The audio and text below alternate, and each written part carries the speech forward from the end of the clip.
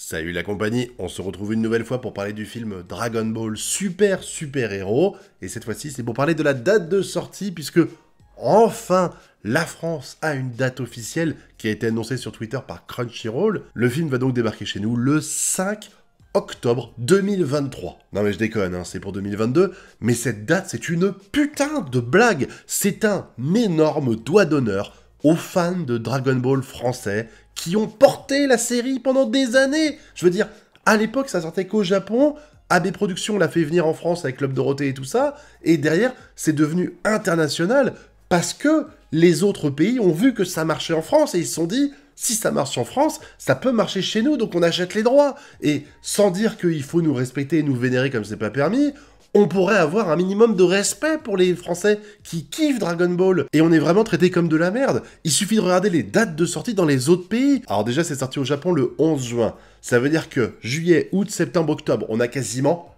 4 fucking mois de retard par rapport à la sortie japonaise. Et là, je vous demande de regarder un petit peu comment ça se passe avec les autres sorties dans les autres pays. Par exemple, les films américains, ça sort internationalement à la même date. Quand vous avez le film qui sort à une date aux États-Unis, en général, c'est moins de 24 heures après, vous l'avez dans tous les pays. Et encore, souvent maintenant, la date, elle est internationale. C'est-à-dire que ça sort dans un pays, ça sort dans tous les autres pays en même temps. Et là, quand tu vois les animés en général, les animés, pourquoi ça met autant de temps à sortir dans les autres pays? Je ne comprends pas. J'ai vraiment l'impression que pour ça, et ça concerne pas que Dragon Ball, parce que on a eu le problème aussi avec My Hero Academia, on a eu quasiment 1 an de retard par rapport à la sortie japonaise, mais je trouve que c'est un manque de respect pour un public qui pourtant permet aussi de faire son beurre, parce que si vous voyez aujourd'hui des boîtes comme la Toei, la Shueisha et compagnie qui sont aussi puissantes financièrement, c'est pas juste parce qu'il y a des Japonais qui achètent des putains de figurines ou des scans, ou des chapitres, pardon, ou des tomes.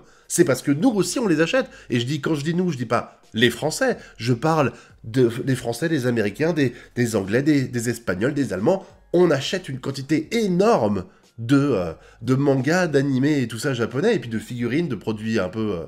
de produits dérivés, et j'ai l'impression que du côté des décideurs japonais, eh ben ils s'en battent les couilles, ils nous exploitent, ils nous prennent notre thune, et ils en ont rien à foutre, et ça c'est dégueulasse, surtout quand on voit, même là pour la France, je vous dis, il y a 4 mois de retard par rapport à la sortie japonaise, dans les autres pays, c'est moins. Le 18 août, donc c'est quand même 2 mois après les premières dates hein, pour les autres pays, le 18 août, vous l'avez en Nouvelle-Zélande, au Mexique, au Brésil, au Pérou, en Chili, en Argentine, en Colombie, en Bolivie, en Uruguay, au Paraguay. Alors, je veux pas être méchant avec ces pays-là, mais je pense quand même que c'est pas les destinations phares pour vendre Dragon Ball. Je veux dire, à mon avis, alors pas toutes, hein, évidemment, je cite pas tous les pays, mais je pense par exemple que, en général, la France est un pays plus impactant pour Dragon Ball que le Pérou. Je dis ça au pif, tu vois, mais t'as vraiment l'impression qu'ils en ont rien à branler. Pareil après, le lendemain, Canada, Royaume-Uni, Irlande, Afrique, Zambie, Vietnam, 26 août en Inde,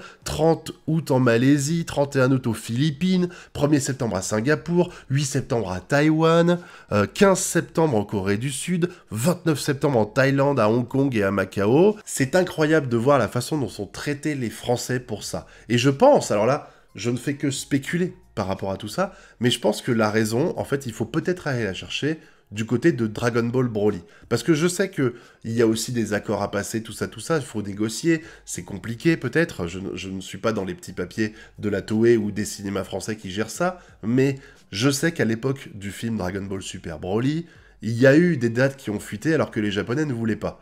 La Toei avait organisé le truc, elle avait négocié visiblement avec les cinémas français, qui avaient balancé une date hyper tôt, et derrière, les Japonais avaient officiellement dit non, c'est pas vrai, et tous les cinémas français s'étaient ravisés. Et je pense qu'ils se sont pas dit, allez vas-y, on prend un calendrier, on ferme les yeux, on pointe un doigt, et puis on dit voilà, c'est cette date-là. Je pense qu'il y avait vraiment des négociations qui étaient en cours, qui étaient quasiment achevées, voire peut-être même achevées, et que ils devaient pas divulguer de date, et ils se sont dit, bon, on s'en fout, on s'en bat les couilles, et donc ils l'ont fait, et derrière, les Japonais se sont sentis tellement vexés qu'ils ont dit, bah voilà, pour la peine, les Français, vous serez les derniers, et c'est pour ça qu'on a attendu, pareil, 3 mois, je crois, avant la sortie, 3 ou 4 mois, avant la sortie officielle, alors que les autres pays l'avaient déjà en juin et en février. Nous, je crois qu'on a attendu en mars, hein, je me rappelle plus exactement, je crois que l'avant-première, c'était février, mais la sortie, c'était un peu quelques semaines après, et là, en fait, j'ai l'impression qu'on a droit enfin pas aux prémices, mais à la continuité de tout ça, parce que vraiment, avoir une date proposée par Crunchyroll le 5 octobre,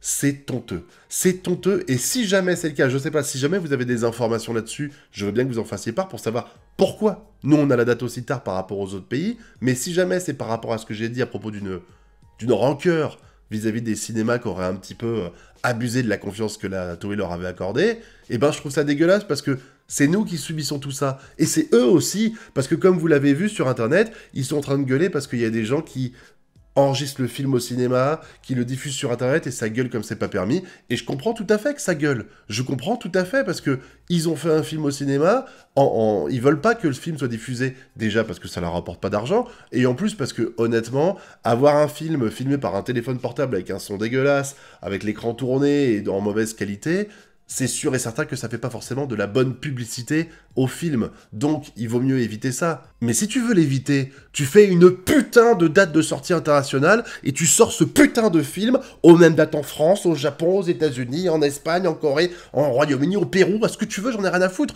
Mais si tu veux lutter contre ce putain de truc, tu fais ça, bordel de merde. C'est incroyable. C'est incroyable de voir non seulement les mecs qui gèrent comme des culs pour nous sortir le film au cinéma dans un temps normal, mais en plus de ça derrière, eh ben, ils se plaignent quand il y a des gens illégalement qui le filment. Mais ça n'arriverait pas si vous faisiez votre travail correctement, les gars. Si vous respectiez les gens comme nous qui sont fans de la licence, qui ont des dizaines de figurines chez eux. Alors, je dis pas que j'ai des droits par rapport à Dragon Ball, hein, parce que je sais qu'il y a des gens qui vont venir en commentaire me dire « Ouais, mais ça y est, toi, tu représentes pas la totalité de la population, t'as pas à donner ton avis. C'est pas parce que t'as 3 pauvres figurines de Dragon Ball chez toi que tu devrais avoir le film en avant-première. » Je dis pas ça. J'explique juste que quand tu tiens une licence à succès comme ça, le principal truc, si tu veux faire tenir les gens sur le long terme, c'est de respecter les fans.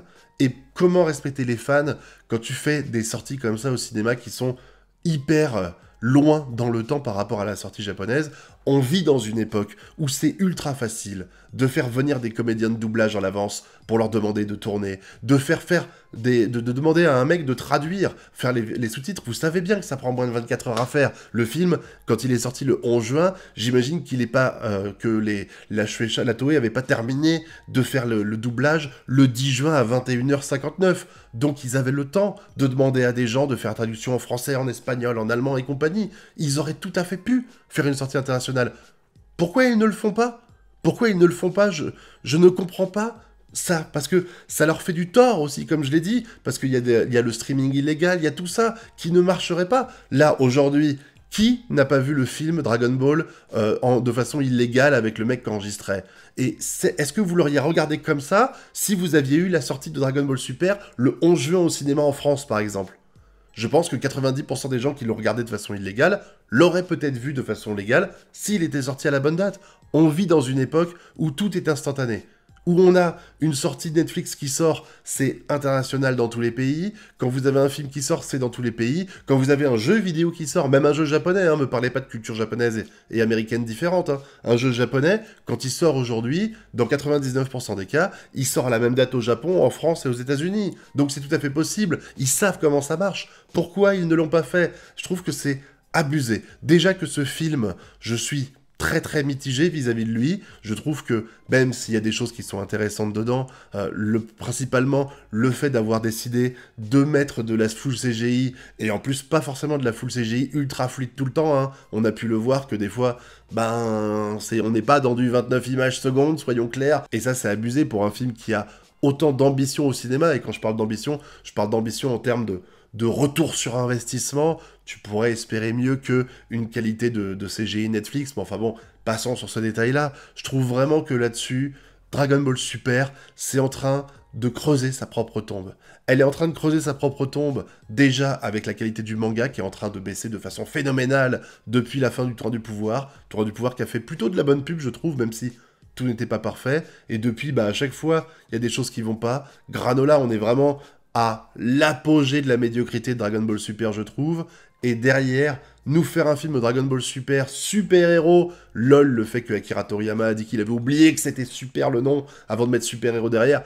Putain, foutage de gueule, sérieux. On a l'impression d'avoir un troll quand il dit ça. J'arrive même pas à croire qu'il ait pu le dire, mais enfin bon, passons sur ce détail. Et derrière, on nous fait un film en CGI, on nous dit d'attendre 4 mois avant qu'il sorte dans tous les autres pays.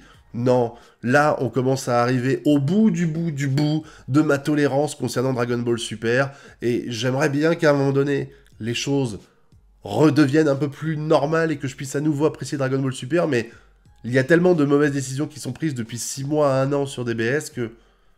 Bah déjà, je parle plus de DBS sur ma chaîne principale, clairement, parce que ça me donne moins envie, et on va arriver à un point où j'aurais même plus envie d'en parler sur ma chaîne secondaire, parce que, bah, j'en ai marre.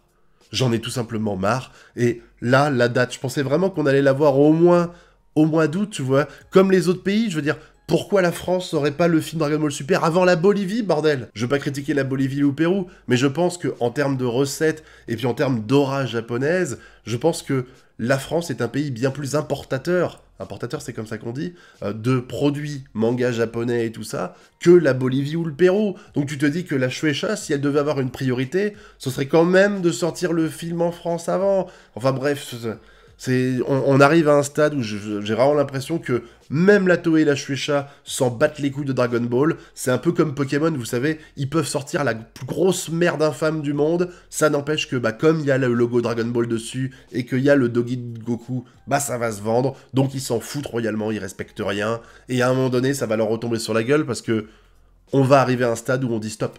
On n'en peut plus, on n'en veut plus. Ça arrive déjà avec beaucoup de gens qui sont en train de dire halte là, j'arrête, j'en ai marre. Et ça va continuer. Et le problème, c'est qu'il y aura un point de non-retour. Et quand ce point de non-retour sera atteint, eh ben vous pourrez plus nous vendre votre tambouille Dragon Ball. Et il faudra à ce moment-là vous dire, bah non, j'ai trop tiré sur la corde en faisant n'importe quoi, et maintenant, bah la série, c'est terminé, on n'en veut plus. Et stop, stop, arrêtez maintenant, faites un effort, parce que Dragon Ball, c'est quelque chose, c'est une licence qui est quand même extrêmement forte, qui est chère à beaucoup de gens, qui a bercé la jeunesse de beaucoup de personnes, qui ont permis de découvrir les mangas et les animés grâce à ça, et on aimerait bien juste que on respecte la licence Dragon Ball et qu'on respecte les fans de cette époque-là.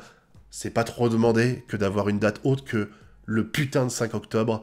Franchement, moi, ça me dépasse. Je pense que j'irai pas le voir au cinéma rien que pour ça, parce que je trouve ça vraiment écœurant. Je trouve ça vraiment écœurant. Et j'attends que vous me donniez votre avis sur tout ça dans la zone commentaire, hein, n'hésitez pas. Peut-être que c'est moi qui suis un peu imbu et qui pousse un peu le bouchon, hein. N'hésitez pas à me le dire. En tout cas, vous connaissez la chanson. Le pouce bleu, l'abonnement et le partage. Quant à moi, je vous retrouve très bientôt pour de prochaines vidéos. Et d'ici là, bah, je vous souhaite de bien kiffer. Tchuss!